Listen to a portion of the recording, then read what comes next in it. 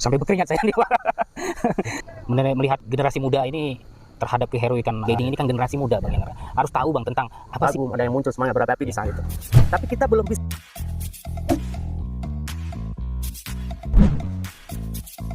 Warahmatullahi wabarakatuh. Waalaikumsalam warahmatullahi wabarakatuh. Sore ini kita ketemu lagi di podcastnya Pak Ulis. Kali ini saya berada di jalan menuju makamnya Cut Mutia. Bersama saya Bang Dayat. Nanti kita akan bercerita tentang silsilah atau cerita tentang makam Cut Mutia ini. Selamat sore Bang Dayat. Sore Pak Ulis. Alhamdulillah kita tadi melakukan perjalanan cukup melelahkan sampai berkeringat saya nih.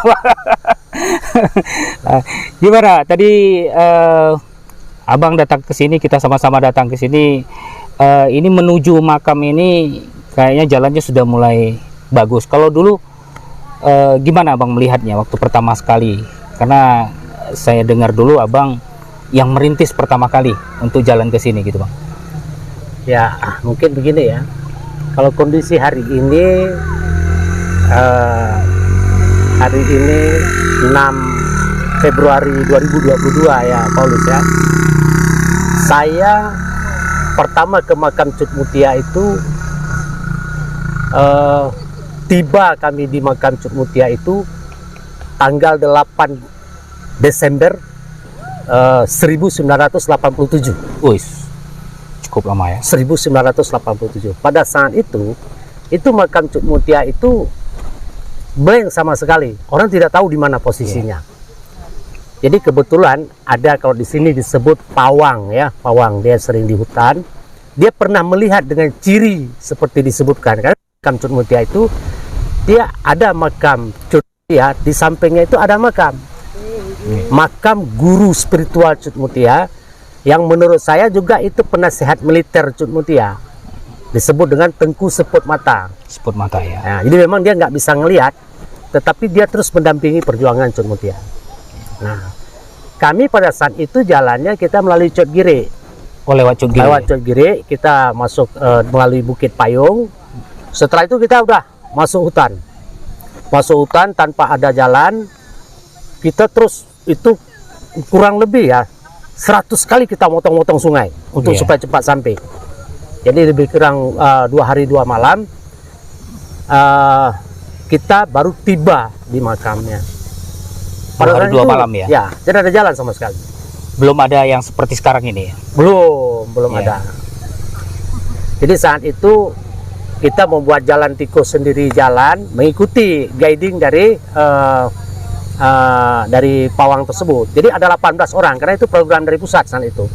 Jadi dari pusat ada 5 orang yang mewakili dinas kebudayaan, dari dinas pemuda dan olahraga, dinas sosial, dan ada dari tim 2 orang dari Cibubur yang dikirim untuk yang memang mungkin mereka sudah sangat memahami tentang perjalanan-perjalanan di hutan itu. Kalau kita mendengar tadi Abang melakukan perjalanan tahun 1987. Dulu Cut Mutia juga melakukan perjalanan untuk perjuangan merebut kemerdekaan. Abang sendiri merasakannya gimana Bang? Tentu ya, pada saat pertama kita jalan kaki saja, pada saat itu hujan kan di bulan 12. Jalan kaki masih di jalan seperti ini, tapi jalannya di daerah sana ya Cot Gire, kita udah merasa kelelahan. Kita merasa kelelahan. Begitu masuk ke dalam hutan, itu kita mulai melihat itu, kita ketemu alur, ketemu ada pohon besar yang tumbang, kita harus lalui itu. Berbagai macam itu alur yang kecil-kecil itu ya. Yang saya ingat tuh kita melewati Alu Baneng sampai nanti ketemu Alu Dua Serupa, ketemu Alu Kuring, sampai baru kita ke makamnya Cut Mutia. Jadi kalau dulu disebut itu makam Cut Mutia itu di Atuh Paya Cicim dibilang. Nah, tapi kan masalah penyebutan nama ini mungkin beda-beda ya, bisa jadi beda-beda, tapi kurang lebih begitulah sulitnya perjalanan. Berarti begitunya sulitnya perjalanan untuk menempuh ke sana. Kemudian kalau zaman dulu kan perjuangan Cut Mutia Bang, apa yang kita bisa ambil hikmah dari perjuangan itu, Bang? Ya, saya melihat begini ya, mungkin di setiap waktu ada orang yang berjuang. Iya. Nah, tapi yang membuat sama semua pejuang itu di dekade apapun, itu adalah semangat dan tekadnya. Semangat dan tekad. Semangat dan tekadnya. Ya, mungkin musuh bisa berbeda. Mungkin pada saat itu musuh kita adalah penjajah. Iya. Ya, bangsa asing. Dia ingin merebut tanah leluhur kita. Di situ bangkit semangat. Tapi kan tidak juga semua orang melakukan hal yang sama, apalagi seorang wanita seperti Cut Mutia. Saya pikir luar biasa ya semangat membaja yang ada dalam diri Cut Mutia. Karena Cut Mutia ini sendiri, dia melanjutkan perjuangan daripada suaminya. Suaminya Cut Muhammad gugur pada saat itu menurut sejarah itu dihukum gantung, dan berlanjut orang kepercayaan Teku Cut Muhammad itu namanya Pang Nanggro, kawin dengan Pang Nanggro. Cut Mutia sama-sama Pang Nanggro bertempur di hutan-hutan, ya hutan Aceh Utara atau hutan Pasen kalau dibilang ya. Jadi rutenya seperti itu tuh. Dulu Perak itu nggak seperti sekarang. Nah, inilah rute perjalanan Cut Mutia. Tetapi rute pastinya juga itu kan tidak ada yang tahu, karena saat itu hutan ini blank. Dan pada saat melakukan gerilya itu kan nggak ada mesti membuat jalan, tapi berpikir bagaimana saja supaya Belanda itu tidak menemukan jejak daripada kaum-kaum pejuang kemerdekaan kita. Berarti semangat dari Cut Mutia, Bang.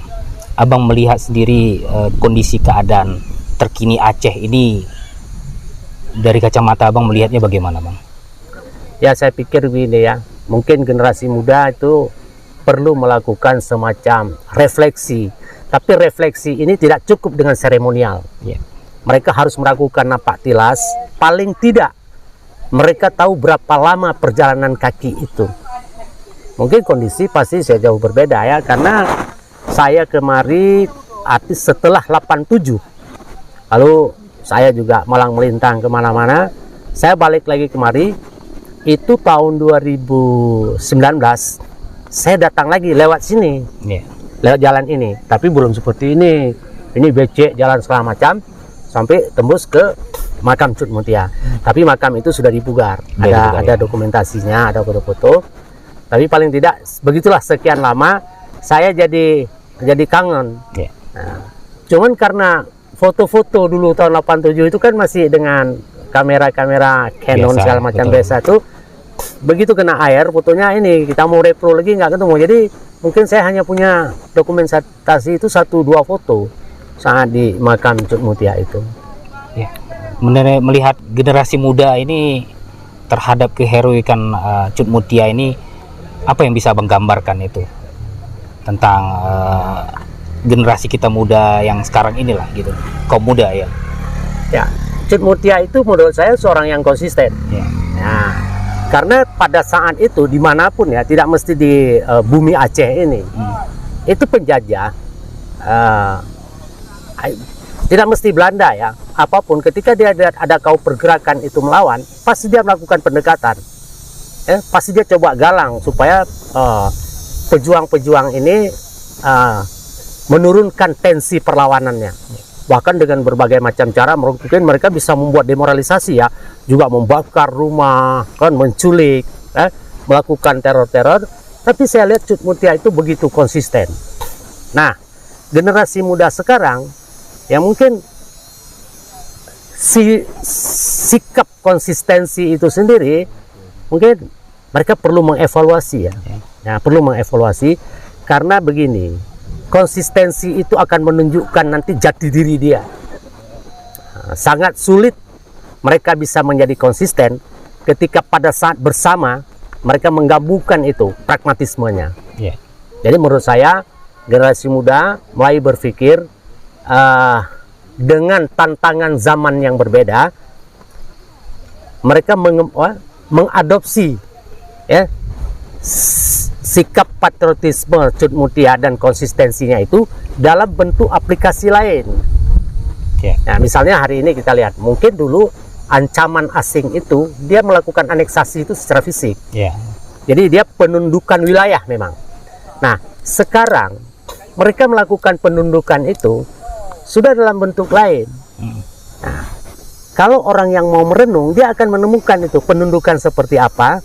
Salah satu contoh yang paling gamblang, kita tidak pernah bisa jadi produsen. Ya. Kita terus jadi konsumen. Di situ kita mestinya harus melakukan introspeksi diri dengan resources sumber daya alam yang luar biasa. Ya, saya pikir kalau masalah sumber daya manusia sama aja di mana-mana. Masalah gelar itu kan tergantung aja ya, gelar akademik. Tetapi dia yang paling mengetahui daerahnya dan tahu bagaimana memanfaatkan resources sumber daya alam yang ada. Jadi generasi muda saya pikir jangan terjebaklah dengan kondisi-kondisi yang dininabobokkan oleh kapitalisme, sehingga tidak ada patron. Ya, dia bergerak saja seperti itu, karena itu kan sebuah hanya proses interaksi. Padahal tantangan begitu besar Bang Edi. Ya, luar biasa. Kan sekarang kita lihat, apa sih yang bisa kita lakukan produk? Semua produk dari luar. Kita tidak antipati tuh terhadap apapun tuh produk-produk mereka. Tetapi kita juga punya produk kearifan lokal yang kita punya. Kalau coba kita lihat sekarang, mereka bisa bikin itu biskuit, permen, minuman-minuman yang mineral yang diberikan gula-gula atau pewarna. Mereka pasok itu di pasar-pasar. Mereka bisa jual dengan harga-harga murah. Nah, mesti di situ kita berpikir. Nah, mungkin juga di sini ya pemerintah kita juga harus melihat itu. Bagaimana sumber daya alam, sumber daya manusianya ini harus didukung oleh pemerintah, ya, termasuk regulasinya. Jadi saya pikir regulasi untuk masyarakat Indonesia atau masyarakat lokal itu mungkin diberikan sedikit ruang improvisasi atau kelonggaran, tetapi bagi kapitalis, ya, mereka itu harus diberikan pengetatan sehingga kita mampu berkompetisi. Saya pikir yang saya lihat seperti itu, Pak Ulis. Mungkin pesan Abang bagi pemerintah kita terhadap alur globalisasi, kemudian generasi muda, kemudian ketokohan dari Cut Mutia, ataupun mungkin kan makam Cut Mutia ini kan sebagai sesuatu tonggak untuk ketokohan ya, untuk terus harus dipelihara. Menurut Abang, pesan Abang terhadap pemerintah daerah ini? Jadi saya melihat begini ya Pak Ulis ya, ketika disebut pemerintah, saya mungkin salah yang saya anggap ya. Saya melihat itu absurd. Pemerintah itu banyak, karena dia bilang itu siapa, camat, dia pemerintah, dia bilang. Ketemu bupati wali kota itu pemerintah, gubernur pemerintah, presiden pemerintah, DPR juga pemerintah kalau kita lihat undang-undang sekarang. Nah, menurut saya mereka harus menyamakan persepsi terhadap, bukan, saya gini ya, artinya ini bukan buat nakut-nakutin ya, ini bukan lagi ancaman potensial ini, ini ancaman strategis keberlangsungan bangsa ini. Ketika yang kita sebut pemerintah tadi mengabaikan hal-hal yang dianggap itu bukan sebuah ancaman. Ingat, apalagi hari ini dalam kondisi COVID, kehidupan perekonomian masyarakat, saya pikir pemerintah harus cepat untuk melakukan proses introspeksi diri, yang dia sebut dirinya sebagai pemerintah. Kenapa? Karena mereka sudah diberikan tanggung jawab oleh rakyat melalui proses demokrasi. Mereka bisa melakukan langkah-langkah apapun yang memang itu menguntungkan rakyat dengan kewenangan yang dimiliki.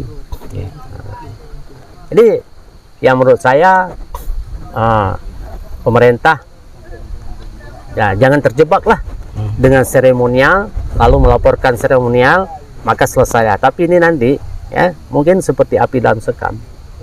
Harus ada aplikasi langsung ya Bang? Ya, aplikasi. Jadi menurut saya harus berani. Misalnya kita coba membuat semacam fragmentasi ya. Kita buat terus misalnya klaster kita di sini untuk kelas di Aceh atau kabupaten kita, atau kota gitu, atau kecamatan. Itu terobosannya harus berani. Jadi menurut saya lapangan kerja itu adalah hal yang paling utama kepada generasi muda. Karena nanti juga begitu nggak ada kerja, itu hilang semuanya. Apa yang namanya semangat, patriotisme, dan segala macam hilang. Karena ada kebutuhan pragmatis yang dihadapi oleh masyarakat hari ini. Ya. Seperti pengangguran begitu banyak ya Bang. Ya. Sekarang angkatan kerja bertambah, lapangan kerja tidak ada. Ya. Mungkin Pak Ulis sangat paham ya. Pak Ulis seorang entrepreneur yang mungkin tidak banyak orang melakukan hal seperti itu. Pak Ulis punya unit bisnis kecil, tapi selalu berpikir ini bukan hanya antara pemilik atau owner sebuah usaha ayam penyet atau apapun namanya dengan pekerja. Saya melihat Pak Ulis melakukan pelatihan dan sebagainya. Pak Ulis selalu berpikir bagaimana mereka bisa menjadi mandiri. Mestinya negara berpikir itu. Negara yang berpikir kayak itu. Karena kenapa? Pelaku usaha ini diajak. Justru mestinya negara hadir mengorganisir para pengusaha untuk menciptakan lapangan kerja kepada masyarakat. Bukan menikmati. Ketika menikmati pajak cukup dengan itu saja ya. Saya pikir mungkin siapapun bisa ya. Mengut pajak, nulis-nulis lalu didistribusikan uang hasil pajak kan. Mungkin nggak perlu pinter-pinter amat lah. Berarti ini salah satunya jalan ke makam Cut Mutia ini mungkin bisa apa ya dibuat semacam objek wisata Bang nantinya. Karena kan kalau kita tinggal dengan kondisi seperti ini, apalagi kita di Aceh ini kan cukup ini dengan apa namanya dengan objek-objek wisata. Mungkin ini salah satunya. Dan kita melihat juga apa namanya di tempat ini tentunya generasi muda harus diajari Bang. Karena kan untuk mengetahui tempat objek wisata itu para wisatawan untuk datang ke sini ini perlu adanya guiding. Guiding ini kan generasi muda Bang yang harus tahu Bang tentang apa sih, siapa sih Cut Mutia itu, ya kan? Bagaimana sih dia? Ini kan adanya peran pemerintah, kemudian adanya mungkin masih adanya generasi dari Cut Mutia sendiri Bang untuk bisa mengguiding ini sehingga generasi muda bisa tahu dan bisa memberikan pengetahuan ataupun produk knowledge-nya ketika wisatawan datang itu atau pengunjung datang ke sini Bang. Menurut Abang gimana sendiri? Jadi gini, kita kan kita terjebak ini dengan heroisme. Jadi menceritakan selalu tentang heroiknya Cut Mutia. Ya. Lalu ketika menceritakan heroik, ada yang sedih, ada yang kagum, ada yang muncul semangat berapi-api di saat itu. Tapi kita belum bisa melihat itu menjadi sebuah potensi wisata yang dapat membuka lapangan pekerjaan dan menghasilkan semacam income bagi masyarakat. Sebagaimana kita lihat di luar, bagaimana mereka bahkan ada yang tidak punya sejarah apapun, hanya mereka menceritakan berbagai macam ya menurut saya dongeng-dongeng, tapi orang datang ke situ. Kita sudah ada cerita yang fakta dan bahkan sejarah menulis itu. Museum Belanda di Leiden Mengkangkui itu, tapi kita nggak mampu mengcreate itu menjadi sesuatu sumber daya tambahan bagi masyarakat kita. Jadi menurut saya pemerintah harus segera melakukan langkah-langkah strategis dan tepat untuk hal-hal pariwisata tersebut. Nah, mesti di sini ya, mungkin dimanapun yang punya objek wisata. Lalu stakeholder masyarakat, dia harus aware melihat pariwisata ini, bahwa ada hal yang begitu bermanfaat bagi rakyat sekitarnya. Bukan hanya nolak-nolak saja gitu loh. Nah, ada kalau mau nolak ya udah siapkan solusi. Siapkan solusi bagi rakyatnya. Ketimbang tiap hari dia lihat rakyat yang berpikir radikal dan destruktif bertambah akibat sempit kita berpikir. Nah, jadi menurut saya bahwa revolusi industri di Inggris tahun 1800-an itu pernah mengguncang dunia karena tenaga kerja manusia diganti oleh mesin. Nah, revolusi digital hari ini dengan rakyat, kebutuhan rakyat seperti ini, kalau pemerintah tidak masuk dengan langkah-langkah yang tepat, saya pikir kedepannya pemerintah akan semakin sulit mengontrol rakyatnya, kecuali mengontrol dengan tangan besi. Ya, mungkin terakhir Bang Dayat, Cut Mutia ya, gambaran dari Cut Mutia, perjuangan dan sebagainya. Mungkin ini statement terakhir dari Bang Dayat tentang ketokohan dari Cut Mutia ini, Bang. Gimana, Bang? Ya, Cut Mutia itu dikagumi oleh pengikutnya. Dia dihormati dan ditakuti oleh lawannya. Mungkin itulah substansi daripada Cut Mutia. Ya, kalau yang lain-lain Cut Mutia bisa menjadi inspirasi dan segala macam, itu hanya efek dari orang sejauh mana dia memahami perjuangan Cut Mutia. Tapi saya pikir Cut Mutia sampai-sampai itu ya, Belanda itu tidak percaya Cut Mutia sudah gugur. Maka dia suruh balik lagi, dia suruh potong tangan Cut Mutia itu untuk mengambil giwang Cut Mutia, untuk dibuktikan pada komandan Belanda bahwa benar Cut Mutia sudah gugur. Sebegitunya magnet yang dimiliki oleh Cut Mutia. Itu Pak Ulis. Baik, Bang Dayat, terima kasih bincang-bincang kita sore ini di ketinggian menuju makamnya Cut Mutia. Mungkin semangat hari ini juga semangat untuk Aceh, untuk ada perubahan, Bang, ke depan, karena ke depan masa depan yang di depan ini begitu besar dan begitu punya harapan untuk kita, dan begitu juga punya tantangan gitu, Bang ya. Jadi mungkin dengan kita duduk santai sore ini mungkin bisa menginspirasi semuanya, bagi generasi milenial kita atau kaum muda kita untuk terus bangkit, memperbaiki diri, menjadikan Aceh lebih baik lagi dan Indonesia makin jaya. Begitu, Bang. Terima kasih, Bang. Ya, sama-sama Pak Ulis. Assalamualaikum. Ya, Waalaikumsalam. Ya, baik. Terima kasih sahabat mulia dimanapun Anda berada. Terima kasih bisa menyaksikan podcastnya Pak Ulis. Di lain waktu nanti kita akan ketemu lagi dengan wacana atau narasi yang lain lagi seputar di sekeliling kita, inspirasi, motivasi untuk bagaimana kita terus melakukan hal yang baik-baik. Terima kasih. Assalamualaikum warahmatullahi wabarakatuh.